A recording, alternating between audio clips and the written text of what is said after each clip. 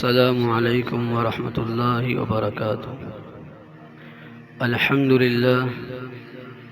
للہ نحمده ونستعینه ونستغفره ونعوذ باللہ من شرور انفسنا ومن سیئات اعمالنا، من يهده الله فلا مضل له ومن يضلل فلا هادي له، ونشهد أن لا إله إلا الله وحده لا شريك له، ونشهد أن محمدا عبده ورسوله. أما بعد فإن خير الحديث كتاب الله، وخير الهدي هدي محمد صلى الله عليه وسلم، وشر الأمور محدثاتها، وكل محدثة بدعة، وكل بدعة ضلالة، وكل ضلالة في النار. يا أيها الذين آمنوا اتقوا الله حق تقاته ولا تموتن إلا وأنتم مسلمون. يا أيها الناس اتقوا ربكم الذي خلقكم من نفس واحدة وخلق منها زوجها وبث منهما رجالا كثيرا ونساء، واتقوا الله الذي تساءلون به والأرحام إن الله كان عليكم رقيبا. يا أيها الذين آمنوا اتقوا الله وقولوا قولا سديدا يصلح لكم أعمالكم ويغفر لكم ذنوبكم، ومن يطع الله ورسوله فقد فاز فوزا عظيما. اللهم صل على محمد وعلى آل محمد كما صليت على إبراهيم وعلى آل إبراهيم إنك حميد مجيد. اللهم بارك على محمد وعلى آل محمد كما باركت على إبراهيم وعلى آل إبراهيم إنك حميد مجيد. أعوذ بالله السميع العليم من الشيطان الرجيم. والذين جاهدوا فينا لنهدينهم سبلنا وإن الله لمع المحسنين. ہر قسم کی حمد و ثناء، کبریائی، بڑائی، تعریفات، تمجیدات اللہ رب العالمین کے لیے جو ہم سب کا خالق و مالک ہے. بے شمار لا تعداد السلام امام الانبیاء سید المرسلین جناب محمد الرسول اللہ صلی اللہ علیہ وآلہ وسلم کی ذات اقدس کے لیے.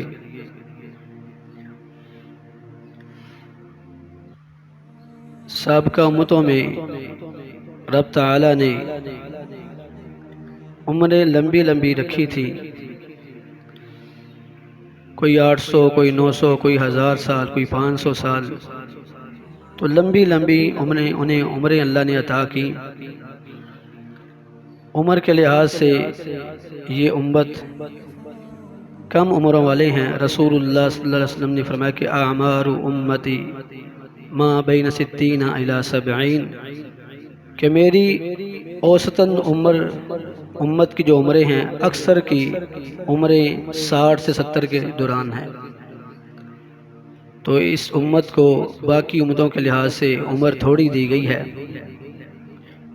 اور رسول اللہ صلی اللہ علیہ وسلم نے اس کی ایک مثال بیان فرمایا کہ ایک شخص نے صبح ایک بندے کو مزدوری کے لیے، کام کے لیے اسے لایا اور اسے زوال تک اس سے کام کروایا اور اسے اس کی مزدوری عطا کر دی. پھر دوسرے بندے کو زوال سے لے کر عصر کے وقت تک اس سے کام کروایا، اس کو اس کی اجرت، اس کی مزدوری عطا کر دی. پھر عصر سے بعد سے لے کر غروب آفتاب تک ایک آدمی کو اجرت پہ لایا، اس سے کام کروایا اور پھر اس کی مزدوری دی اور کچھ اپنی طرف سے زائد دے دیا.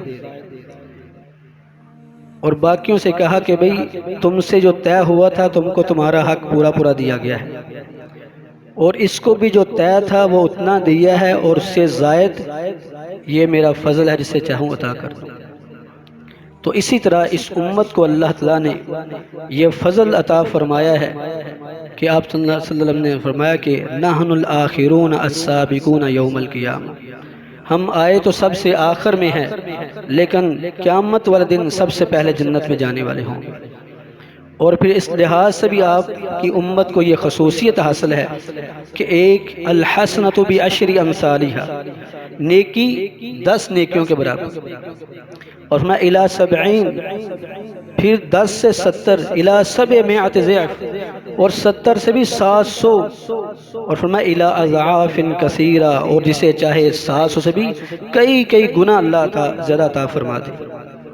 تو یہ اللہ نے فضل اس امت پر فرمایا ہے۔ اور دوسری ایک خاص رحمت اللہ تعالیٰ کی کہ اللہ تعالیٰ نے اس امت کے لیے رمضان کا مہینہ رکھا ہے۔ جیسے بڑی بڑی کمپنیاں اپنی مصنوعات کی پروڈکشن کے لیے جب تیار کرتی ہیں مصنوعات کو، پھر اسے لوگوں کو آسانیاں دیتے ہیں، ان کے لیے تخفیضات کرتے ہیں، ریلیف دیتے ہیں، اسی طرح اللہ نے بھی ایک خاص موسم رکھا ہے نیکیوں کا، جس میں اپنے بندوں کے لیے رحمت کے دروازے کھول دیے جاتے ہیں۔ اور رسول اللہ صلی اللہ علیہ وسلم نے فرمایا جاءکم شہر رمضان شہر مبارک، فرمایا کہ تمہارے پاس رمضان کا مہینہ آ رہا ہے، رمضان کا مہینہ آ رہا ہے، فرمایا شہر مبارک، یہ باعث برکت مہینہ ہے، تفتح فیہ ابواب الجنہ، اس میں جنت کے دروازے کھول دیتے ہیں، وتغلق فیہ ابواب السعیر، اور جہنم کے دروازے بند کر دیے جاتے ہیں۔ تو جب اللہ کی خاص عنایت ہوتی ہے اس مہینے میں، اللہ کا خاص فضل ہوتا ہے اس مہینے میں، نیکیوں کا موسم بہار ہے یہ مہینہ، تو پھر آج ہم سب نے دیکھنا ہے کہ ہم نے اس مہینے سے کیسے بھرپور فائدہ اٹھانا ہے۔ تو اس مہینے سے بھرپور فائدہ اٹھانے کے لیے سب سے پہلی اور بنیادی چیز نیت کا خالص ہونا ہے، کیونکہ دین اسلام کے اندر نیت کا بڑا ہی عمل دخل ہے۔ اگر 3 کا برابر بھی آپ نے عمل کیا اور اللہ کی رضا مقصود رکھی تو وہ چھوٹا سا عمل بھی بہت بڑا پہاڑ بن جائے گا اور بخشش کا ذریعہ بن جائے گا۔ اور اگر نیت خالص نہ ہوئی تو فرمایا کہ پھر بڑے سے بڑا عمل بھی اس کی کوئی حیثیت اور کوئی وقت نہیں اللہ کے ہاں۔ رسول اللہ صلی اللہ علیہ وسلم ان اللہ یقبل من العمل ما کان له خالصا وابتغی بہ وجہہ، اللہ تعالیٰ صرف وہی عمل قبول کرتے ہیں ما کان لہ خالصا، جو خالص اللہ کے لیے، وابتغی بہ وجہ، اور صرف اللہ کی رضا چاہی جائے اس میں، کہ اللہ صرف میرا مقصود یہ ہے کہ تم مجھ سے راضی ہو جائے، مجھے اور کچھ نہیں چاہیے، میری نیت کا، میری عبادت کا، میرے خیر کو اپنانے کا مقصد ایک ہی ہے اور تیری رضا ہے۔ ایک تابعی کے بیٹے اپنے باپ جو تابعی تھے، صحابہ کے شاگرد تھے، تو اپنے باپ سے پوچھنے لگے کہ ما احلا کلام اصحاب محمد صلی اللہ علیہ وسلم، ابا جان صحابہ کی باتیں بڑی ہی ایمان افروز ہوتی ہیں، بڑی ہی بھلی اور بڑی اچھی باتیں ہوتی ہیں، بڑی نصیحت آموز ہوتی ہیں، اس کی وجہ کیا ہے؟ باپ نے کہا تم نہیں جانتے اس کی کیا وجہ؟ فرمانے لگے کہ نہیں ابا جی مجھے تو نہیں پتا اس کی وجہ کیا ہے۔ تو فرمانے لگے لِأَنَّهُمْ إِذَا تَكَلَّمُوا أَرَادُوا وَجْهَ اللَّهِ، صحابہ کی خصوصیت یہ تھی کہ صحابہ جب گفتگو بھی کرتے تھے تو گفتگو میں بھی اللہ کی رضا چاہتے تھے، کہ میں جو بول رہا ہوں، جو کلام بول رہا ہوں، جو لفظ بول رہا ہوں، میرا مقصد صرف میرے رب کی رضا ہے۔ جب ہم اپنی گفتگو کو بھی اپنی عبادت سمجھیں گے تو ہماری گفتگو بہتر ہو جائے گی اور اس کا اثر لوگوں پر بھی ہوگا۔ تو اس لیے عمل کے اندر اخلاص کا ہونا انتہائی ضروری ہے۔ دوسری چیز استقبال رمضان کے حوالے سے، رمضان کی تیاری کے حوالے سے، وہ یہ ہے کہ اپنے دل کو بھی صاف کرنا، جیسے اپنی نیت کو صاف کرنا ہے، اپنے دل کو بھی حسد بغض کینے سے صاف اور پاک کرنا۔ اس امت کے فقیہ اور صحابہ میں بہت بڑے عالم حضرت عبداللہ بن مسعود رضی اللہ عنہ سے پوچھا گیا کیف تستقبلون رمضان، کہ عبداللہ بن مسعود رضی اللہ عنہ آپ بتائیے کہ صحابہ اکرام آپ لوگ رمضان کا کیسے استقبال کرتے تھے؟ آئیے صحابہ رمضان کا استقبال کیسے کرتے تھے۔ فرماتے ہیں ما کان احد یتجرع علی استقبال ہلال رمضان وفی قلبہ حقد علی اخیہ المسلم۔ ہم میں سے کوئی بھی ایسا بندہ نہیں ہوتا تھا کہ رمضان کا چاند چڑھا ہو اور اس کے دل میں کسی کے بارے میں حسد بغض کینہ ہو۔ ہمارے دل پاک اور صاف ہو جاتے تھے ایک دوسرے کے بارے میں، نیکی کا ذوق شوق جذبہ پیدا ہوتا تھا اور اپنے دلوں کو صاف اور شفاف کر لیتے تھے۔ گویا کہ اپنی اعمال کی بھی اصلاح کرنی ہے، اپنی نیتوں کی بھی اصلاح اور اپنے دلوں کی بھی اصلاح کرنی ہے، اور یہ بہت بڑا عمل ہے۔ رسول اللہ صلی اللہ علیہ وسلم کے صحابی رسول اللہ صلی اللہ علیہ وسلم مسجد میں تشریف فرمائے اور آپ میں سیطلع علیکم من ھذا الفجر رجل وہو من اہل الجنہ۔ فرمایا میرے صحابہ ابھی مسجد سے جو یہ گلی آ رہی ہے مسجد کی طرف، اس گلی سے ایک بندہ آئے گا اور وہ جنتی آدمی ہے۔ اللہ کے رسول یہ بشارت دے رہے ہیں اس آدمی کے بارے میں، اور وہ کون ہے؟ سعد بن معاذ رضی اللہ عنہ۔ 30 سال کی عمر میں مسلمان ہوئے اور 36 سال کی عمر میں وفات پا گئے۔ 6 سال صرف زندگی ملی ہے اسلام کی، لیکن صحیح بخاری کی روایت ہے اہتز عرش الرحمن لموت سعد بن معاذ۔ وہ باکمال شخصیت تھے کہ جب دنیا سے رحلت فرما ہوئے ان کی روح نکلی تو اللہ کا عرش بھی حرکت میں آ گیا تھا۔ حضرت عبداللہ بن عمر رضی اللہ عنہ فرماتے ہیں میں نے سعد بن معاذ سے پوچھا کہ اللہ کے رسول نے صلی اللہ علیہ وسلم نے آپ کے بارے میں یہ بشارت دی ہے، اس کی کیا وجہ ہے؟ آئیے ذرا سنیے ان کا عمل کیا تھا۔ فرمائیں گے لا اجد غلا علی اخی المسلم، میں کبھی بھی اپنے کسی مسلمان کے بارے میں دل میں دھوکہ نہیں رکھتا۔ ولیس فی قلبی غمر، نہ کسی کے بارے میں حسد بغض کینہ نہیں اپنے دل میں رکھتا۔ ولا احسد علی احد بشیء آتاہ اللہ ایاہ، اور اگر میرے کسی بھائی کو اللہ کوئی چیز دے دیتا ہے تو اس نعمت کے بارے میں اپنے بھائی سے حسد نہیں کرتا، کسی اللہ نے دی ہے اللہ مجھے بھی دے دے گا۔ اور بھائیو ہم اپنی اصلاح کریں، ہمارے دل حسد بغض کینے عداوت سے بھرے پڑے ہیں، 5 وقت کی نماز بھی پڑھتے ہیں لیکن ہماری رنجش نہیں جاتی، ہمارا غصہ نہیں جاتا۔ تو اللہ ہم سب کے دلوں کو پاک اور صاف فرما دے۔ تیسری چیز استقبال رمضان کے حوالے سے اپنے وقت کو منظم کریں۔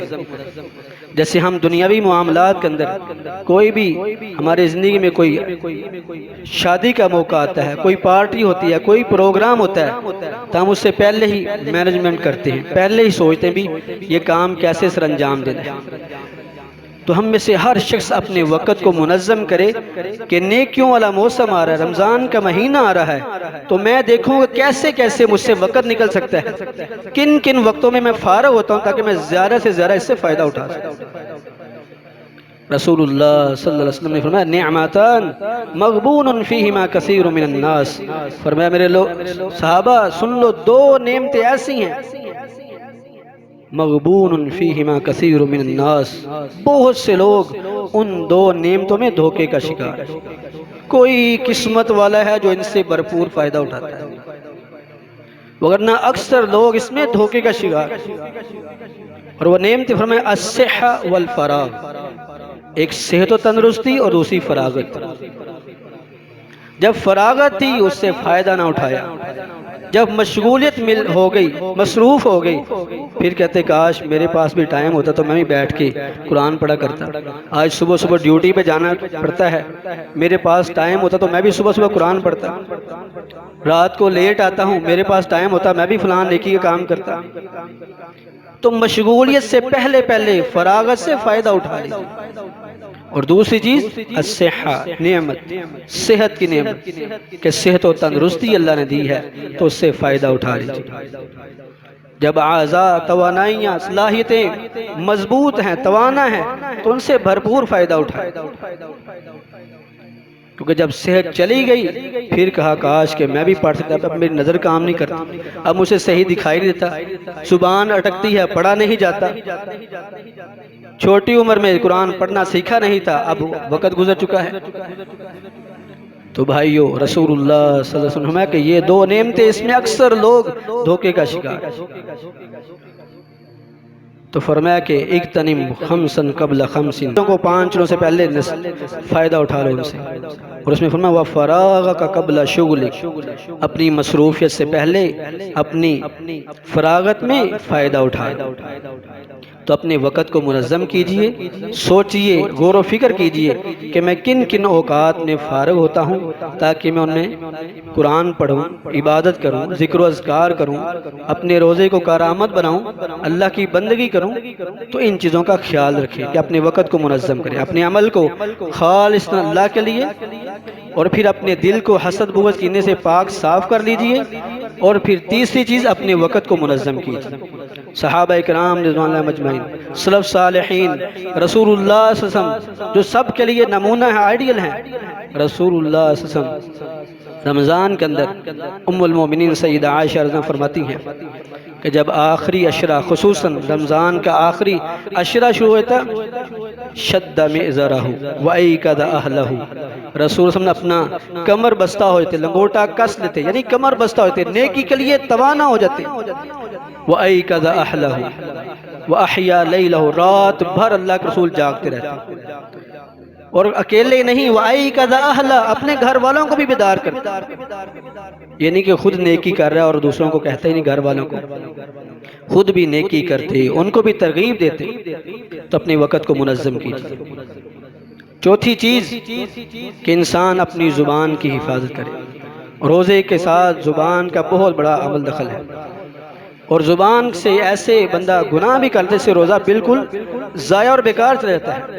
رسول اللہ صلی اللہ علیہ وسلم من لم يدع قول الزور والعمل به فليس لله حاجة ان يدع طعامه وشرابه، جس نے روزہ رکھا اور جھوٹ نہ چھوڑا، روزہ رکھا اور بری باتیں نہ چھوڑی، فلیس للہ حاجۃ ان یدع طعامہ وشرابہ، تو اللہ تعالیٰ کو اس کے بھوکا پیاسا رہنے کی کوئی ضرورت نہیں۔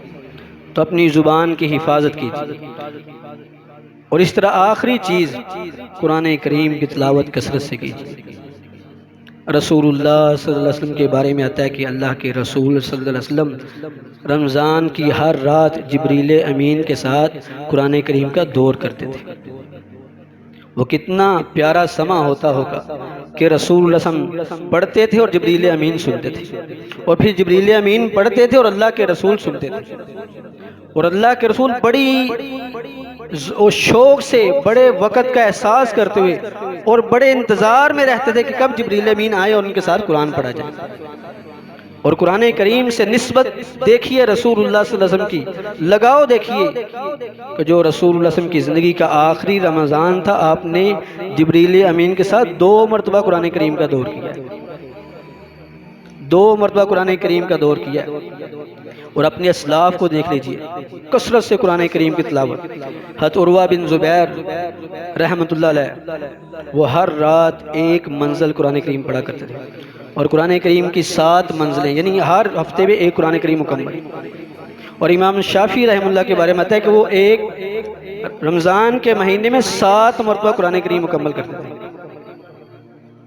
اور سفیان ثوری رحمہ اللہ کے بارے میں مروی ہے کہ جب رمضان شروع ہو جاتا تو رمضان کی ہر رات بھر عبادت کرتے، ایک رات بھی سوتے نہیں تھے، ہر رات عبادت کرتے۔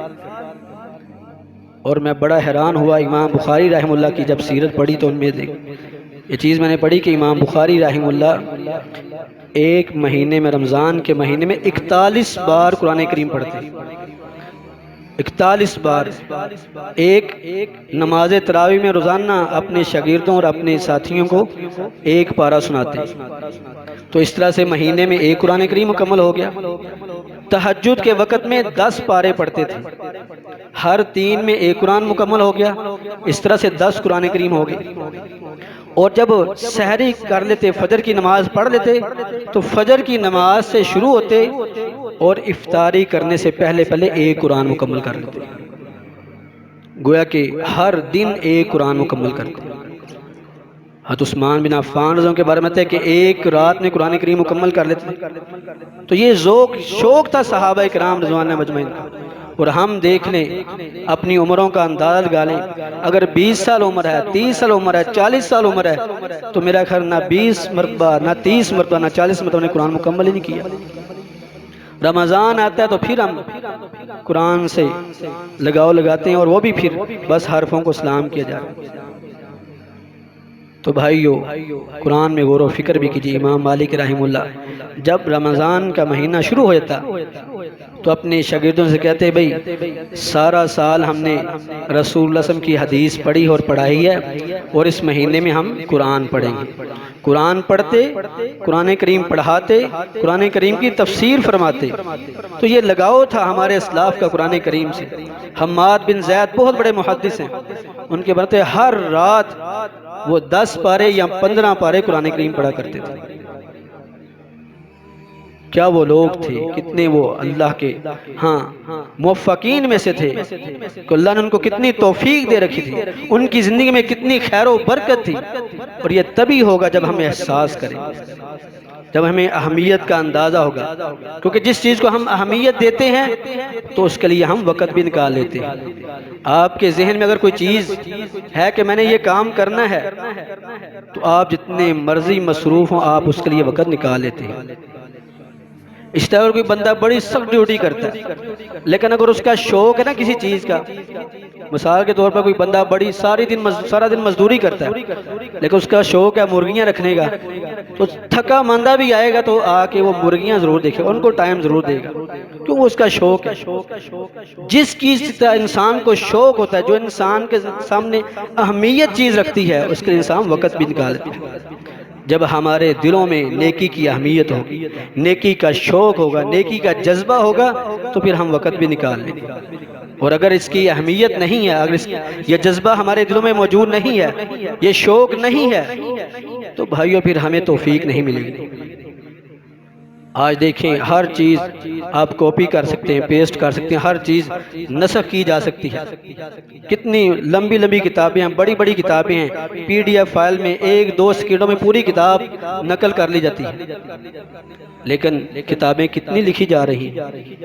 لیکن ذرا سوچئے محدثین کو، علماء کو، مفسرین کو، جنہوں نے رسول اللہ صلی اللہ علیہ وسلم کی حدیث پر کتابیں لکھی، جنہوں نے قرآن کریم کی تفاسیر پر کتابیں لکھی، تصور کیجئے کتنا ان کا شوق اور ذوق تھا کہ انہوں نے زندگیاں کھپا دی اور بڑی بڑی کتابیں،